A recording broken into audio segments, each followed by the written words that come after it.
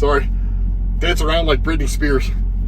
Anyway, hope you all had a wonderful Thanksgiving. I'm Steve Slift. Welcome to my channel.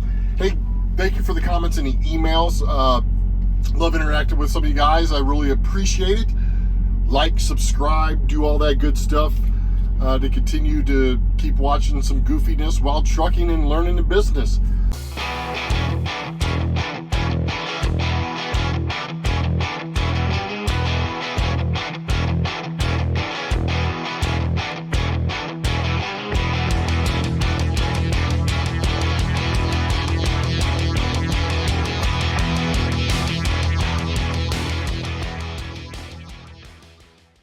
But anyway, I've got some requests that, hey, what's it like when you're out there on the road? We'd really like to see what you do. So anyway, I am in Lyman, Colorado. I'm about an hour and a half away from Denver, Colorado, and my delivery point. I left yesterday from Corpus Christi off of Thanksgiving. Hope you all had a wonderful time. I know I did. I headed from Corpus to Laredo. I picked up a trailer and headed my way up here. So this is my second day of the trip, about 1,100 miles. So it's going to be a good little trip to start off coming back. But anyway, getting ready to cook some dinner here, and got myself a bowl. And I personally use an air fryer. I don't use a microwave. I use an air fryer. So a little bit healthier, less mess. And you have a little more cooking options, I believe. So I use that. But anyway, tonight, this is a great idea. Fajita chicken. They also have rotisserie chicken that you can get already cooked. Don't have to mess with raw. I tried the raw prepped and stuff like that, but it was just too messy in the truck. So I'm buying some prep stuff. Some frozen broccoli from Wally Mart. And I've got some bone broth, which is really healthy for you. As you know, I'm trying to get healthy. I could go into IHOP right now and eat some pretty good food, but we all know that it's expensive if you do that all the time. And you know, I'm trying to get into trucking and lose weight instead of gaining weight. So we're gonna try to be that positive. Not to mention, if you eat some greasy food and get on the road, you're gonna shit yourself. I don't like shitting myself, so that's not fun. But anyway, Uncle Ben's prepackaged rice. This stuff is amazing. So it's really cheap and you buy it. But anyway, I put that rice in a bowl. I put the broccoli, I put the chicken, put the bone broth. I put it in the air fryer for about 8 minutes and have myself a nice healthy meal.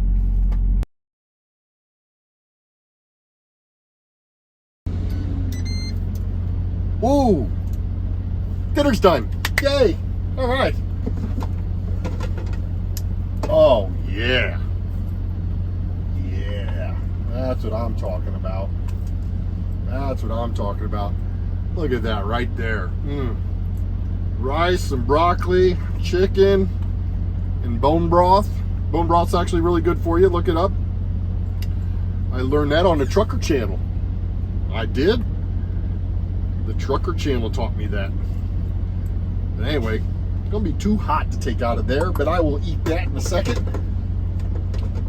But that's my air fryer. I love it. Better than a microwave, I think. I know somebody's gonna ask, oh, why don't you have a TV hooked up? Because I have an iPad Pro. So I watch all my streaming on my iPad, don't need a TV. It connects Bluetooth to the truck stereo, which is really neat. And I listen to movies and surround sound and whatnot. So don't need a TV, don't need that extra purchase, and don't need the extra, you know, when I have to move out into a different truck or whatever, don't have to carry all that stuff. So anyway, but I'm gonna eat here in a second, and then I'll go take a shower and I'll just chill out for the night.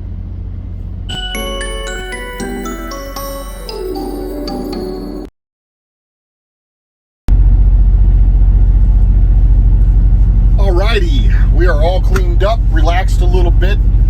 Just went outside, did a walk around of the truck, just to make sure everything's secure. That way when I look in the morning, notice if there's something different. Just one quick note I've learned with a reefer. Luckily, I'm on a reefer with 65 degrees on it, so it's not a continuous run. But one thing I've learned is if I do get into a truck stop kind of early, I park away from everybody. That way, when people are coming in, they can choose to park next to me to where I'm not invading somebody's privacy. Obviously, if I have to, I have to. But I do try to be considerate and let them know that, hey, I've got a reefer. I'm trying to park away from everybody. And if they want to pull next to me, then it's on them. It's not on me. Just to kind of alleviate some of those issues. I try to be a courteous neighbor when I'm here. But anyway, I'm going to go take a shower. It's great to download the apps from all the truck stops you visit. It's easy to request your shower, do everything on your phone in your truck to where you don't have to go in there and do it at the counter and then have to wait and wait and wait. I could sit here and do it on my phone, and I've got 4 people ahead of me, so I know there's going to be a little bit of a wait, and they'll pop it up when it's my turn, and probably a 3-minute walk to the building. So we'll just wait for our turn. But anyway, I got my shower bag all filled up. It's got all my goodies in it, my change of clothes, clean skivvies, and everything that I'll need. So anyway, we'll go take a shower here in a bit. Alrighty, shower time. It's a little bit cold here. It's 30 degrees. 30 degrees. Not fun when you live in Corpus. There's still snow on the ground here. Snow on the ground. I guess in the shady parts. But when I was driving up here, it was like 60 degrees, so it drops quick. Drops quick. But anyway, let's go take a walk.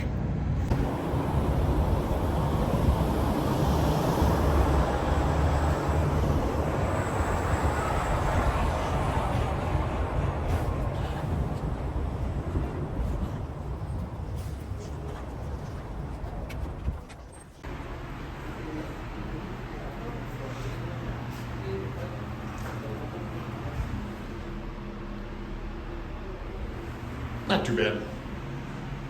Not too bad. Anyway, time to take a shower, get all cleaned up.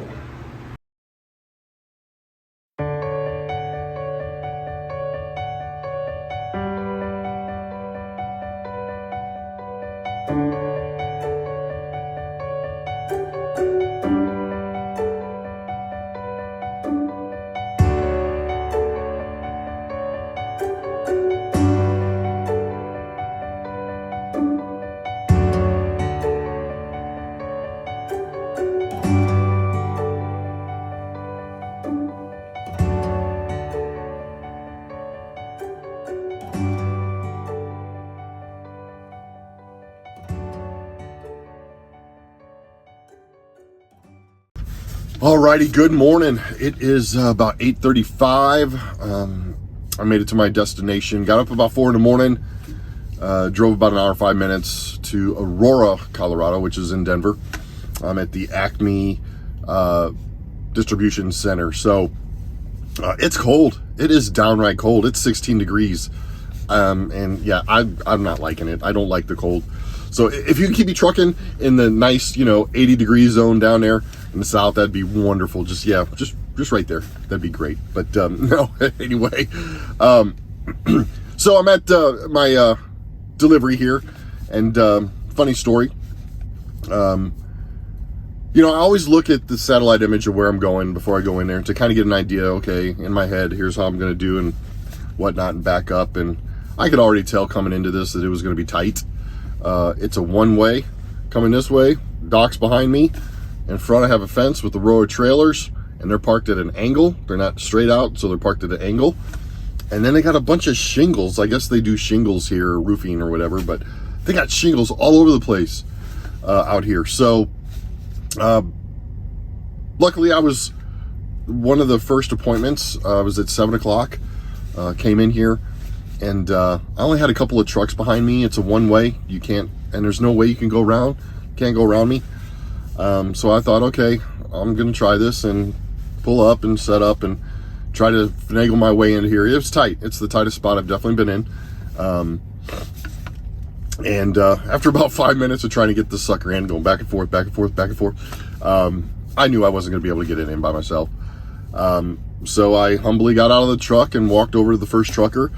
And I said, hey, man, I'm so sorry. I'm new. I've only been at this for about 3 weeks. This is a tight spot for me. I can back up and kind of let you go by. And he's like, no, man, I'll help you. I'll help you. And I'm like, man, that'd be really great if you could. So gentleman got out of his truck and, tried to help me get in. And it was tight. It was tight even with his help. Back and forth. But, he gave me a couple pointers. And I can hear my trainer in my head just yelling at me. Finally, I got it in.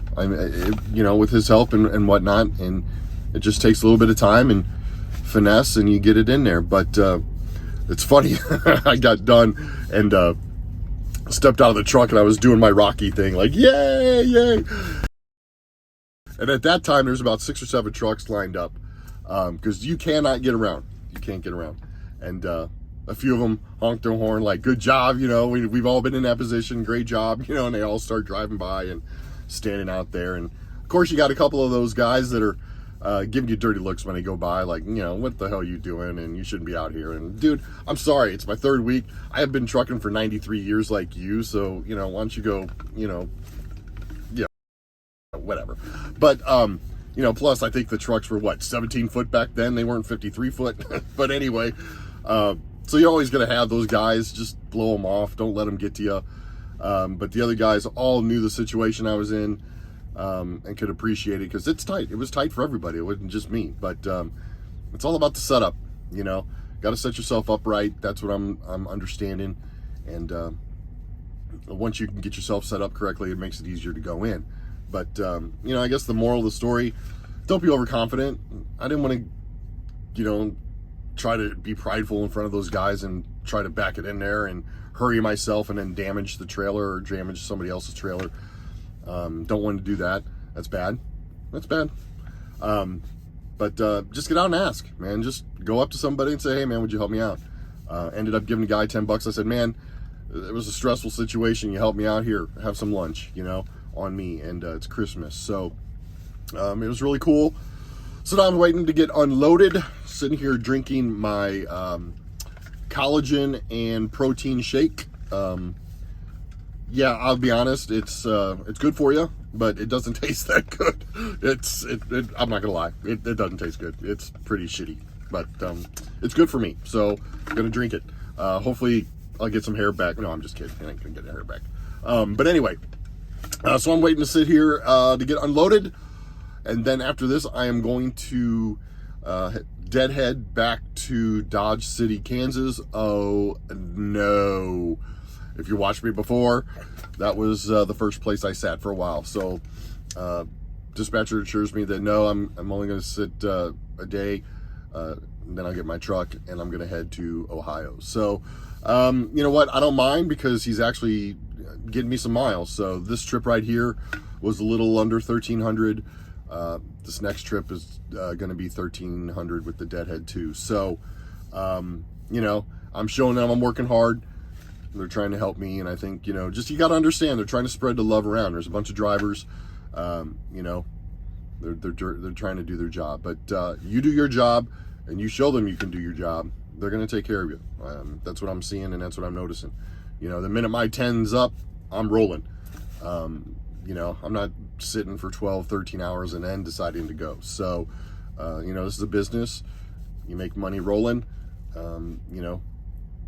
KLM and the company as a whole, you got to think of that as well, that